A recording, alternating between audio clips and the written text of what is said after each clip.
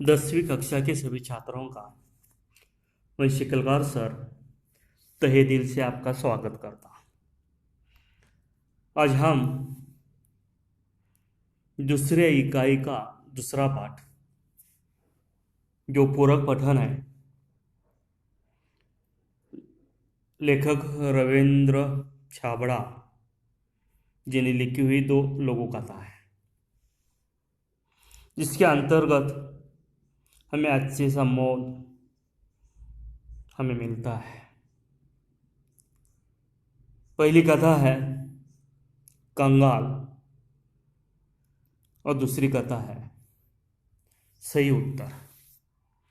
इन दोनों कथाओं के माध्यम से हमें अच्छी सीख मिलती है, बोध मिलती है।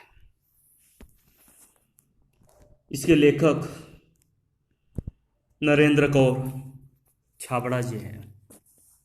इनका अल्पसा परिचय हम यहाँ पर देखते हैं। नरेंद्र छाबड़ा जाने माने कथाकार है। कहानियों के साथ साथ अपने बहुत सी लघु कथाएं भी लिखी है। आपकी लघु कथाएं विभिन्न पत्र पत्रिकाओं में नियमित रूप से स्थान पाती रही है। मेरी चुनिंदा लघु कथाएं आदि आपकी प्रमुख कृतियां हैं। इस 2 लघु कथाएं में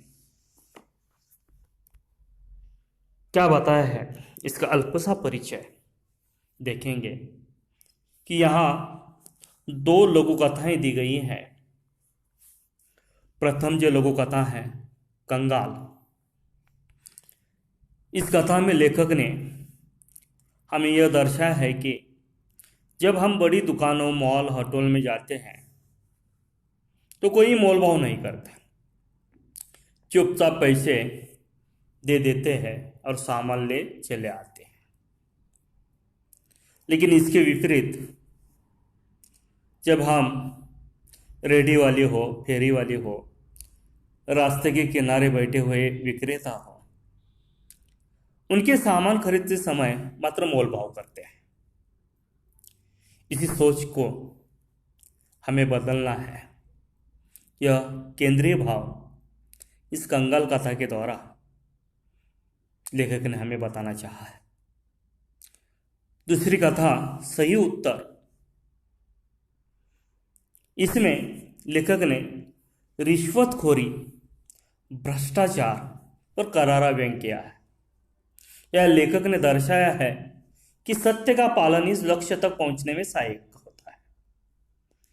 हमारे लक्ष्य को पाना है तो हमें सत्य का सहारा लेना ही हो चाहिए और उसका तन मन धन से अनुपालन करना चाहिए, तभी हम अपने लक्ष्य तक पहुंचते हैं। इस तरह 2 लघु कथाएं लेखक रविंद्र छाबड़ा जी इनकी चुनिंदा लघु कथाओं से ली गई हुई है। तो हम देखते हैं 2 लघु कथाएं।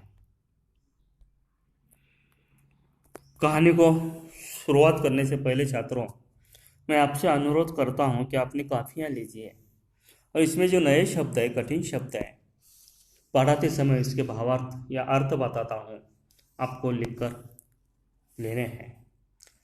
पहली कथा है कंगाल। बहुत ही अच्छे, गौर से सुनिए। इस वर्ष बड़ी भीषण गर्मी पड़ रही थी। भीषण, भयानक। दिन तो अंगारे से तपे रहते ही थे। तपे का मतलब है गर्म होना। रातों में भी लू और उमस से चैन नहीं। लू का मतलब है गर्म हवाओं का झोंका, उमस गर्मी मिलता था। सोच इस लीज लीजिएगा बेढंग का और घुटन भरे मौसम से घुटन भरे सांस लेने में तकलीफ होना। राहत पाने के लिए कुछ दिन पहाड़ों पर बिता जाए। राहत यानी आराम। तो यहाँ पर देखो छात्रों, गर्मी का मौसम है। घर में पंखा भी गर्म हवा छोड़ रहा है, सांस लेने में भी तकलीफ होने लगी है। यानी कुल मिलाकर भीषण गर्मी पड़ रही है। ऐसी अवस्था में लेखक कहते हैं कि चलो कहीं पहाड़ी इलाकों में जहाँ पे ठंडक होती है वहाँ पर घूमकर आए। अगले सप्ताह ही पर्वतीय स्थल की यात्रा पर निकल पड़े। अगली बार यानी अगले सप्ताह में ही विचार आने से पूर्व ही वो पर्वतीय स्थल पर निकल पड़े। 2-3 दिनों में ही मन में सुकून सा महसूस होने लगा। पहाड़ी इलाका पर ठंड महसूस होने लगी, गर्मी से छुटकारा पा लिया। और इन 2-3 दिनों में ही उनके मन को सुकून होना यानी शांति मिलना लगा था। वहाँ का प्राकृतिक सौंदर्य, हरे भरे पहाड़, गर्व से सीना ताने खड़े, दीर्घता सिद्ध करते वृक्ष, पहाड़ों की नीरवता का मतलब है शब्द रहित में हल्का सा शोर कर अपना अस्तित्व सिद्ध करते झरने मन बदलाव के लिए पर्याप्त थे। यहाँ पर कुल मिलाकर लेखक ने कहा है कि पहाड़ी इलाका का जो वातावरण है, प्राकृतिक सौंदर्य है, प्राकृतिक यानी नैसर्गिक सौंदर्य, इससे मन लोभावना हो रहा था, नीरवता थी, शांत था, बड़े बड़े वृक्ष थे, पानी के झरने थे और इससे उनका मन का बहलाव होने लगा था। उस दिन शाम के वक्त झील किनारे टहल रहे थे। एक भुट्टे वाला आया और बोला, साहब भुट्टा लोगे? गरम गरम भूनकर मसाला लगा कर दूंगा। सजी पूछ लिया, कितने का है? शाम को जब लेकर घूम रहे थे तो एक झील के किनारे एक भुट्टे वाला था। उसने पूछा कि साहब भुट्टा लोगे? गरम गरम भूनकर मैं आपको दूंगा। लेखक ने सजी पूछा कि कितने का है? 5 रुपए का। क्या 5 रुपए में एक भुट्टा? हमारे शहर में तो 2 रुपए में एक मिलता है, तुम 3 ले लो। हमारी मोलभाव करने की आदत होती है। 5 रुपए भुट्टे का बोलने पर लेखक आश्चर्यचकित होकर पूछने लगे कि 5 रुपए का? हम जहाँ पर रहते हैं उस शहर में हम उसे 2 रुपए में लेते हैं। ठीक है, पहाड़ी इलाका है, पर्यटन स्थल है, अब 3 रुपए ले लो। नहीं साहब, 5 से कम में तो नहीं मिलेगा। तो रहने दो। उस भुट्टे वाले ने कहा कि देखो 5 रुपए से कम में नहीं मिलेगा। लेखक ने कहा ठीक है, रहने दो। हम आगे बढ़ गए और वे अपने परिवार से आगे बढ़ गए। एकाएक पैर ठिठकना, रुक जाना। उनके पैर रुक गए और मन में विचार उठा कि हमारे जैसे लोग पहाड़ों पर घूमने का शौक रखते हैं, हजारों रुपए खर्च करते हैं, अच्छे होटलों में रुकते हैं, जो बड़ी दुकानों में बिना दाम पूछे खर्च करते हैं, पर गरीब से 2 रुपए के लिए झिकझिक करते हैं। देखो छात्रों, कि हम अपने मन बहलाव के लिए कहीं घूमने जाते हैं तो वहाँ पर जिस होटल में रहते हैं, जितने पैसे बताए जाते हैं उतने पैसे हम बिना मोल तोल के दे देते हैं। अच्छे बड़े मॉल में, बाजार में जाते हैं, जो दाम है वही देते हैं, उसमें मोल तोल नहीं करते। और यहाँ पर हम दिल खोलकर पैसा खर्च करते हैं। लेकिन जो गरीब होते हैं, अपने पेट पालने के लिए रहदारी पर भुट्टे बेचने वाले होते हैं, कुछ चीज़ें बेचने वाले होते हैं, वह अपने पेट पालने के लिए, लेकिन उन व्यक्तियों से हम मोलभाव करते हैं और पैसे कम करने के उनसे गुजारिश करते हैं। कई बार हमारा उनसे शाब्दिक झगड़ा भी होता है। तो इस आदत को हमें बदलनी है। कितने कंगाल है हम। और ऐसी सोच आने पर लेखक कहते हैं कि हम कितने कंगाल हैं, निर्धन है। ऐसे व्यक्ति के पास ही हमारा धन क्यों कम हो जाता है। उल्टे कदम लौटा और 20 रुपए में 4 भुट्टे खरीद कर चल पड़ा। एक विचार आने पर लेखक उल्टे पाँव चले और 5 रुपए में एक इस तरह 20 रुपए के 4 भुट्टे खरीद कर लेखक अपनी राह चल पड़े। मन आप सुकून अनुभव कर रहा था। अब मन में लेखक के अच्छा अनुभव हो रहा था कि चलो मैंने एक गरीब की भुट्टे लेकर उसकी सहायता की। इस तरह यह पहली कथा है कंगाल।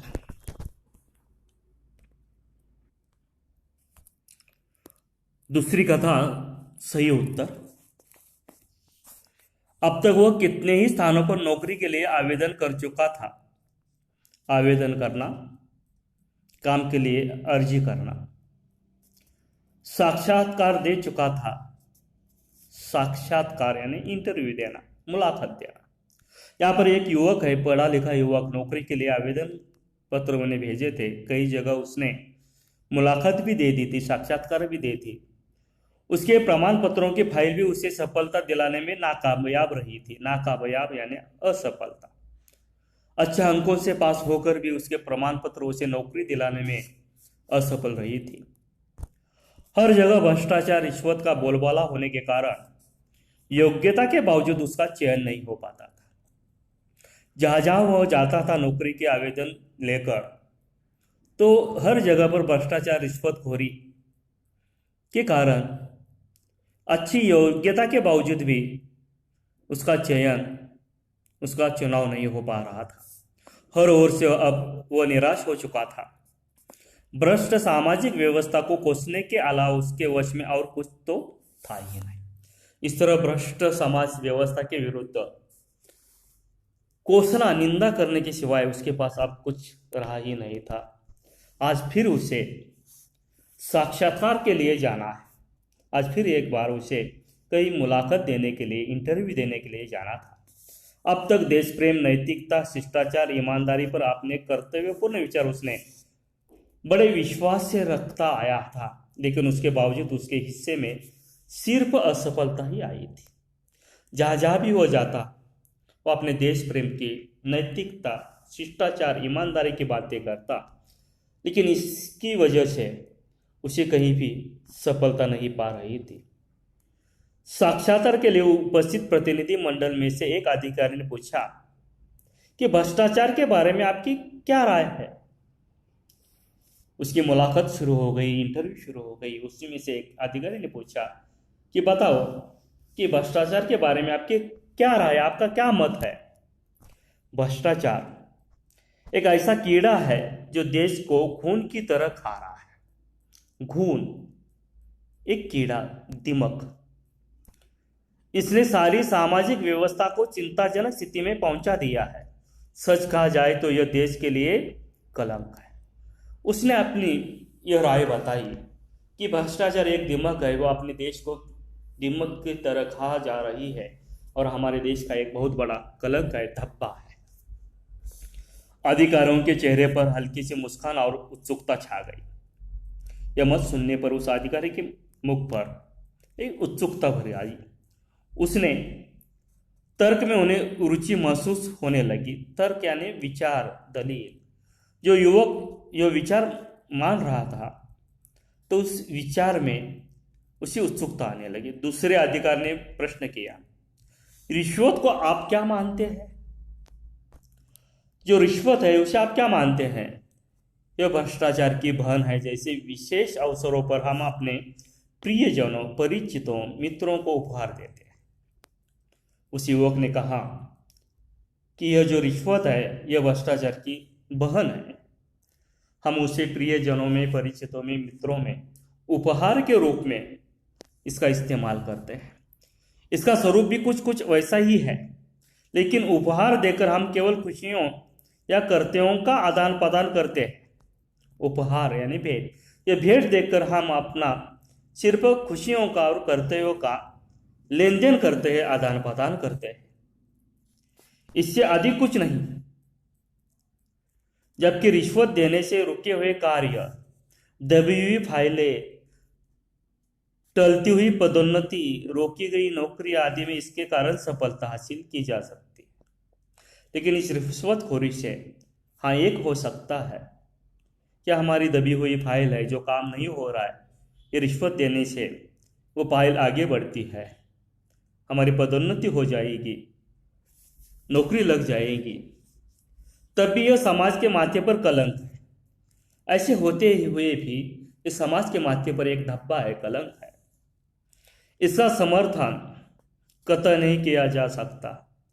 इस युवक ने कहा कि इसका यानी इस रिश्वत का समर्थन पुष्टि मैं बिल्कुल नहीं कर सकता, कतई नहीं कर सकता, ऐसी मेरी धारणा है। कहकर वह तेजी से बाहर निकल आया और उसने जान लिया कि इस तरह मैंने अगर भ्रष्टाचार रिश्वत के बारे में कहा है तो मुझे यह नौकरी नहीं मिलेगी, और वह कहकर तड़क बाहर आ गया। जानता था कि यह भी चयन नहीं होगा, पर भीतर बैठे अधिकारियों ने गंभीरता से विचार विमर्श करने के बाद युवक के सही उत्तर की दाद देते हुए उसका चयन कर लिया। लेकिन कुछ अधिकारी भी ऐसे होते हैं कि उन्होंने इस युवक के विचार विमर्श पर विचार किया और उसके इस सही उत्तर पर दाद देते हुए उसका चयन किया, उसे वह नौकरी दी गई। आज वह समझा कि सत्य कुछ समय के लिए निराश हो सकता है, परास्त नहीं। और उस युवक दिल से उसने सोचा कि सच है कि सत्य कुछ दिन के लिए निराश हो सकता है, लेकिन परास्त नहीं हो सकता, वह दूर नहीं हो सकता। इस तरह की यह दूसरी कहानी है, सही उत्तर। तो छात्रों, यह दो कहानियों का आप अध्ययन कीजिए। इस पाठ के नीचे दिए हुए स्वाध्याय, भाषा बिंदु तथा उपयुक्त लेखन को आप अपनी कॉपी में लिख कर लीजिए। फिर एक बार आप सभी छात्रों का धन्यवाद।